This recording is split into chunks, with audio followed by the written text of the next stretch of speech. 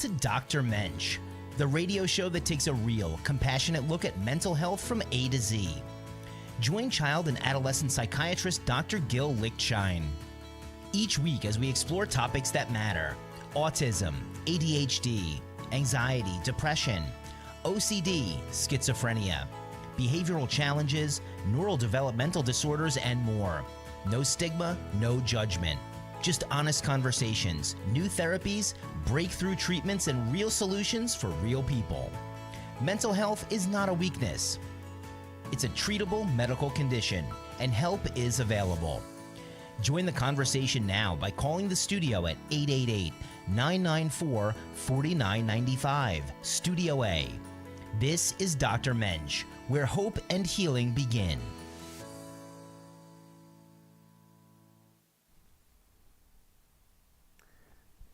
Good afternoon. This is Dr. Gil Lichtshine, aka Dr. Mensch. I'm a board-certified child, adolescent, and adult psychiatrist in Boca Raton, Florida, where my office is located at 7100 West Camino Real, Suite 302 in Boca Raton. Here live at studio in Boca, where it's a hot Monday in August. Outside it's like 110, 115 degrees. I wish it cooled off, but we're gonna have to wait here about another 2.5 to 3 months before we'll see temperatures cooling off. Today I'd like to talk about kind of destigmatizing mental illness. Yesterday or this morning I wake up and I go on to Fox News online and I see the headlines, Hayden, I hope I'm not butchering, Panettiere, I think that's how it's pronounced. And I remember her from the TV series Nashville, and apparently she was also on that was on ABC, and then she was on the I think before that, Heroes on NBC. I never saw that, but I remember her from Nashville. I mean, that was going back 10 years, maybe 12 years. So she was like in her early to mid-20s. She died, she was only 36 years old. It's unbelievable. Today's world, when I hear someone mid-30s dying, I'm either thinking cancer, car accident of some sort, or unfortunately either like suicide or a drug overdose. I mean, I know with her, she has had some history of substance abuse issues in the past. I think it may have played a role in why she has her biological father of her daughter, actually Vladimir Klitschko, who I believe was like a heavyweight champion many years ago, and I think, I don't know if it's him or his brother is like the mayor of Kiev, Ukraine. But to hear her dying, again, I don't know the circumstances, but I'm given her history of substance use issues, and makes me wonder, did she relapse, or did her years of drug use kind of finally catch up to her, even though she may have been clean, but the toll that it did to her body, did it finally catch up to her? But again, I don't want to make any presumptions or conclusions. I don't know what the cause of death is, but it's kind of sad. But she did have a mental health history. And then when I was looking on, reading the article on foxnews.com, there was a little tag that says, click here to see Hollywood celebrities that have died in 2026. And I know there were still about still have about a quarter of the year left, but I was looking through, and it was shocking to see the number of say celebrities or family of celebrities that have died from drug overdose or suicide. I mean, it's shocking. Martin Short's daughter. There was another, I think, Tommy Lee Jones' daughter. Then Keith Carradine. It says he died from complications of bipolar disorder. To me, I'm thinking, complications of bipolar disorder would mean suicide. Bipolar itself, doesn't kill you. It's kind of the after effects. So I'm thinking suicide, but that was at least 3, and maybe a few others. And it's kind of wow, you're having like 5, 6, 7 people die from some mental health related issues among the Hollywood elite or Hollywood celebrities, kind of showing that mental health can strike anybody at any time, and it doesn't matter what social status you have, whether you're some Hollywood elite or you're some average Joe, who's working as a plumber. It doesn't, mental illness doesn't target a certain group, but yet, even in today's world where we try to, I don't want to say normalize mental health, but at least with my patients, I try to, describe mental illness no differently than any other medical problem. Nevertheless, there's still some stigma. And again, despite more and more education, you hear, athletes who've come out with their own, mental health issues.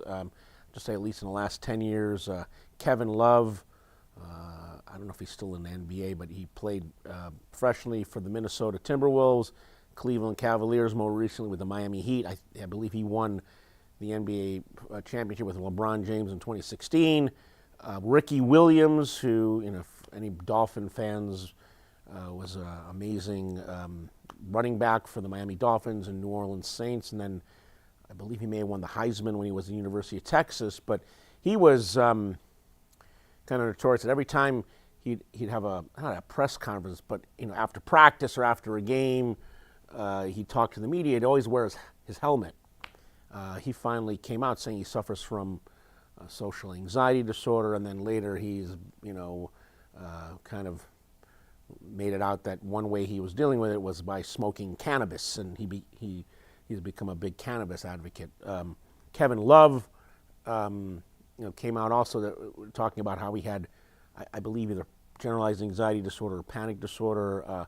Another famous athlete, Zach Greinke, who was a Hall of Fame caliber pitcher who pitched with the LA Dodgers and Kansas City Royals when he was younger and early on in his career, suffered also, I believe, from social anxiety disorder. So these athletes have tried to come out to try to discuss their own mental health struggles and try to educate people that it could hit anybody. It doesn't matter who you are or what you are.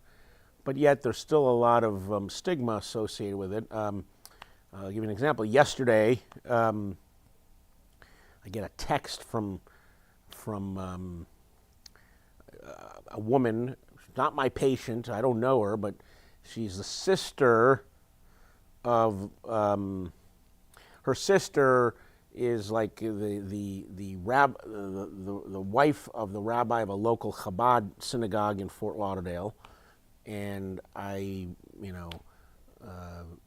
had treated one of the sisters, this woman's children in the past. And so I guess the sister gave, the mother, the rabbi's wife gave her sister my name and number, and she's, calling me, and these are, ultra-Orthodox Jews, and I'm Jewish, and I grew up in a very Orthodox family. On my father's side, they were extremely like Hasidic Jews, ultra-Orthodox, like with the locks and the black hats and you name it. And in that type of culture, mental health is not discussed. It's a taboo. It's kind of like, swept under the carpet, so to speak, or under the rug.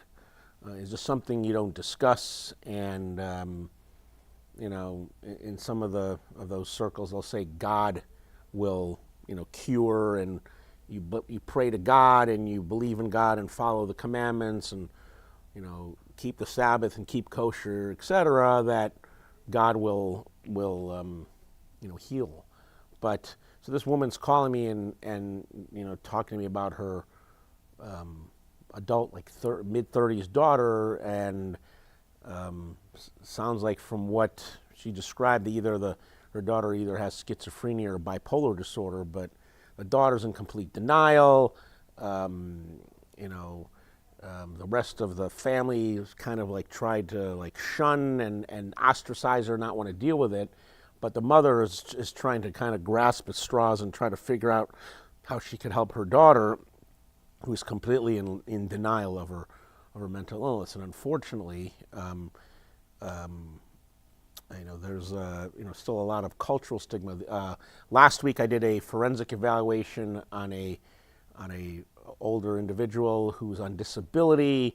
He was a respiratory therapist, sustained a work-related injury where he was trying to lift some oxygen canister and it caused some back problems, and he suffers from chronic pain, and it's affected his ability to work and affected his mobility, and he's become sad and anxious. And he even said himself, I'm a Haitian, proud Haitian man, and in my culture, we kind of internalize our issues and try to handle it as a Haitian male. And finally, he realized he needed to speak to somebody to kind of let out, what was going on in him internally. But again, these cultural, factors that play a role to kind of, I don't want to say stigmatize or put a taboo on mental health and mental illness, but they kind of look at mental illness differently from other medical problems. And so even in, we're in 2026, we're actually closer to 2027, but, we're in the third decade of the 21st century, and yet, mental health still has some taboo or stigma that perhaps doesn't apply to other areas of medicine like cancer or diabetes or high blood pressure. I could be wrong, but I'm not aware where someone having high cholesterol, where that's stigmatized in certain cultures or religions or families or ethnic groups, or having cancer is stigmatized or causes one to be ostracized or excommunicated. Mental health, having psychiatric problems, you kind of get, can get ostracized or kind of marginalized. I mean, even historically, before, Nazi Germany, before they went on their genocidal murder spree against Jews, Nazi ideology with, they're the superior race, the Aryan race, the highest, on the totem pole. Well, before, the Third Reich waged their imperialist wars on their neighbors, they had it's called Action T4, where it was state-mandated euthanasia on undesirable or like mentally defective, developmentally delayed Germans. So they would send them to these kind of sanitariums, insane asylums, whatever you want to call it. So patients with, what would we call schizophrenia, patients with perhaps what is now considered autism and other type of developmental disabilities and mental health issues, and they would be gassed and killed because they were looked as defective. And so again, the German Reich didn't want to deal with this humanely. They were like, in some ways they kind of viewed them as undesirables. They couldn't fulfill the roles as perfect Aryans, so they killed them. That's an extreme, but still, even going back 80, 90 years, mental health was looked at differently, and it's still today. I'm not saying today any cultures advocate euthanizing patients with schizophrenia or autism or any type of intellectual disability or other developmental disabilities, but they're looked differently. And someone with schizophrenia in a family kind of may have a different, people will look at them differently than if you were diagnosed with breast cancer or lung cancer, prostate cancer, or some other medical problem. And that's unfortunate, because in some ways, mental illness takes more of a toll on a family than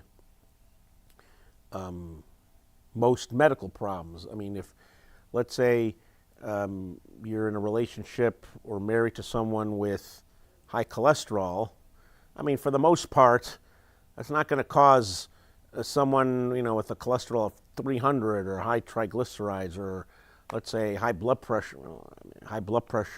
I mean, it's not necessarily going to cause major rifts or result in you having to monitor or supervise your partner. But compared to, say, someone with bipolar disorder, that's, let's say, untreated, and someone going through the manic highs or real low depressive episodes, or patient who's manic, who's essentially kind of out of control, difficult to kind of restrain, to constrain, or someone who's depressed and suicidal, that or someone, in a schizophrenic psychotic break or psychotic episode, that is much more, taxing and stress-inducing to a family than someone who's like, hey, honey, I just got my blood test and my triglycerides are 300 and my LDL is 200 and my cholesterol is 350, versus, a person trying to deal with their manic significant other, or manic spouse, manic girlfriend, boyfriend, or partner, but yet mental health kind of gets this kind of, I say, cold shoulder, or kind of looked at differently, when in fact, how I try to explain to patients is that mental health issues are medical problems. I'll give an example. A few weeks ago,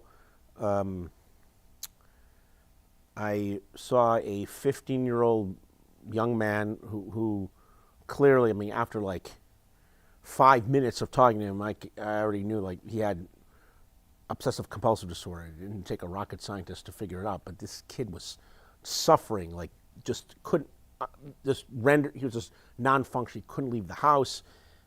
Parents had to homeschool him, and yet the parents are telling me how they don't want to, it took them forever to get this kid medicated. And even such, they're kind of putting, tying,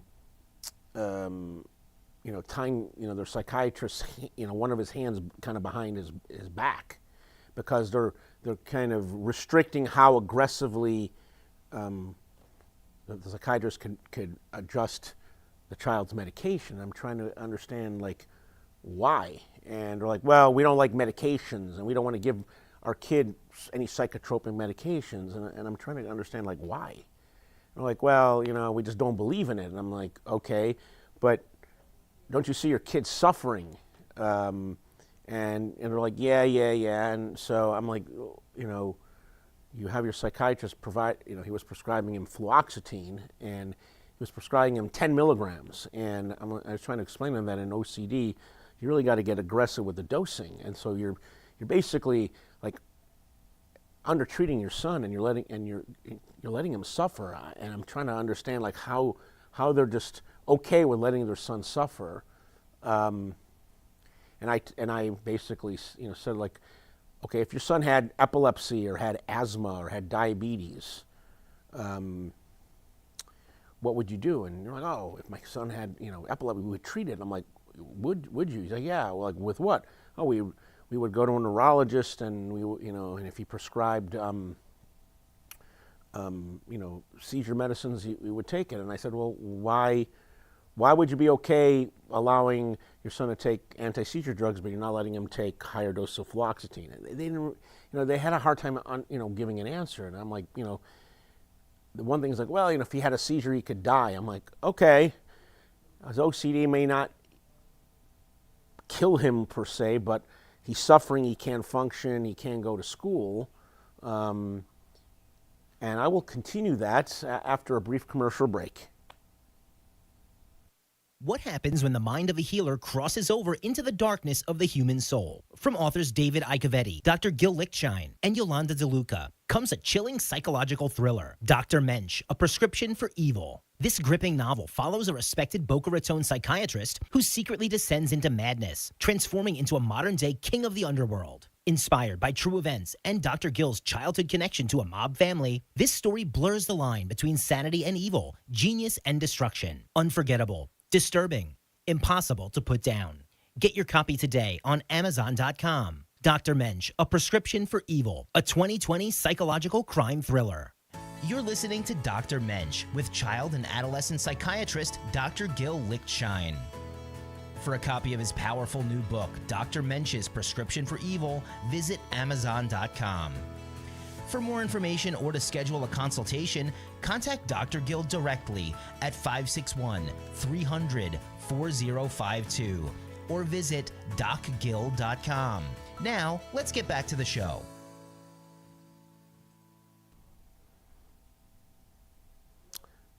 Welcome back. This is Dr. Gil Lichtshine, aka Dr. Mensch, talking about trying to destigmatize, mental health and mental illness. And I was giving a little example of a 15-year-old boy that I saw a few weeks back with really severe OCD, and the parents were very reluctant. They finally relented to medicate the child, but they were kind of hamstringing the treating psychiatrist that came to me for a second opinion, and I basically told them, you got to let his doctor treat him. And then I, try to give the example, like if he had seizures, and parents were like, absolutely, we would treat him, and I was explaining to them that, common seizure medications, and I was saying this out of experience because I prescribe a lot of anti-epileptic medications because they have mood stabilizing properties. That I said a lot of these seizure drugs are much more toxic than Prozac. I gave an example like divalproic sodium can cause pancreatitis, can cause liver failure, weight gain. You got to check levels. It's a pretty serious drug. Prozac doesn't do any of that. But yet I try to say, like, why would you be okay giving your child this potentially toxic drug if you're so anti-medicine, but you have a problem giving him Prozac, which I'm not saying is a perfect drug, but it's a generally safe medication when used appropriately in teenagers. So, their explanation again, oh, epilepsy can kill him, OCD won't. I'm like, maybe that's true, but I'm like, your son can't function. Your son's immobilized by his illness. He can't do anything. This is, think of the quality of life he's having. He's not. So I'm hoping that, and I said OCD is a treatable medical condition no differently than epilepsy, diabetes, asthma, or any other, or cancer for that matter.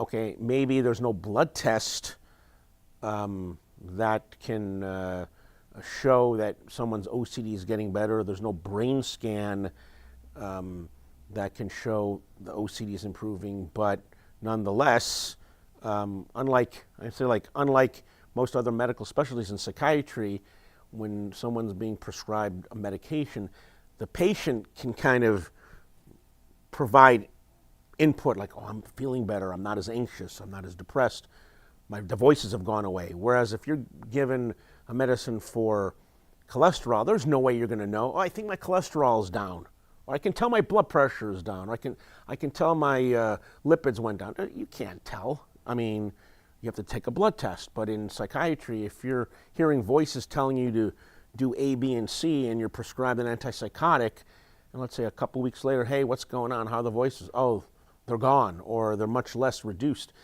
Yes, granted, there's no brain scan that can prove it, but a patient's able to report. So I was hopeful, at least hoping that by the time my consultation with them ended, that I at least gave them a glimpse of, like,